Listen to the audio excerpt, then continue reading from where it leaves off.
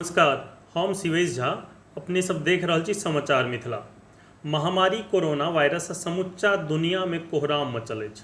दिसंबर 2019 में चीनक वुहान से पसरब शुरू भेल एहि वायरस से एखन धरि 2.5 लाख से अधिक लोकक मौत भऽ चुकल अछि, जहन कि 37 लाख से अधिक लोक संक्रमित छथि। लॉकडाउन के कारण दुनिया का आधा आबादी एखनो घर में कैद अछि।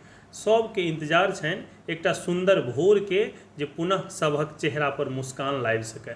एहि सबके बीच किछु देश में लॉकडाउन में ढील सेहो देल जा रहल अछि, मुदा लोकक मोन में सबसँ पैघ प्रश्न ई अछि जे आखिर कोरोना से दुनिया के मुक्ति कहिया भेटत। लॉकडाउन पूर्ण रूपे कहिया समाप्त होयत, कहिया सबहक जीवन पुनः सुचारू होयत। एहि सब प्रश्नक बीच एकटा उम्मीद भरल समाचार आयल अछि जाहिसँ एहि समय में ऊर्जावान भेल जा सकैत अछि। Singapore university of technology and design के शोधकर्ता artificial intelligence driven data analysis के जरिए बतौलनि जे दुनिया से कोरोना वायरस कहिया समाप्त होयत।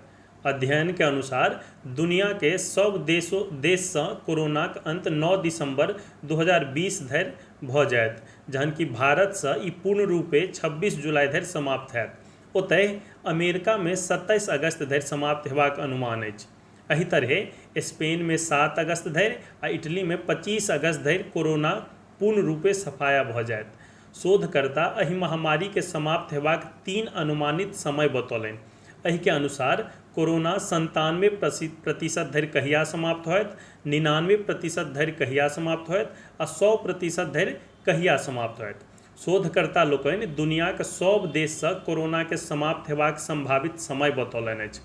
हालांकि शोधकर्ता इहो स्पष्ट कयलनि अछि जे एहि अनुमानित समय सीमा में थोड़ बहुत परिवर्तन संभव छैक, किएकि अनुमान के अनुसार चीन में कोरोनाक समाप्त हेबाक समय 9 अप्रैल 2020 बताओल गेल छल। एहि दिन चीनी सरकार वुहान में लॉकडाउन खोलने छल। हालांकि चीन में एखनो किछु मामला आबि रहल अछि, मुदा एकर संख्या नाम मात्र अछि। शोधकर्ताक अनुसार दुनिया से कोरोनाक 97% केस 30 मई धरि आ 99% केस 17 जून धरि समाप्त हेबाक अनुमान अछि। शोधकर्ता ई आकलन दुनिया भरि में रोज कोरोनाक आबय वाला नव मामला, मृत्यु आ ठीक हेबाक आंकड़ा के आधार पर तुलनात्मक अध्ययन केलनि आ तकरा बाद ई समय सीमा बतौलनि अछि। एहि अध्ययन के अनुसार दुनिया से कोरोनाक 97% केस 30 मई धरि समाप्त होयत, 99% केस 17 जून धरि समाप्त होयत आ 100% केस 9 दिसंबर धरि समाप्त भऽ जायत।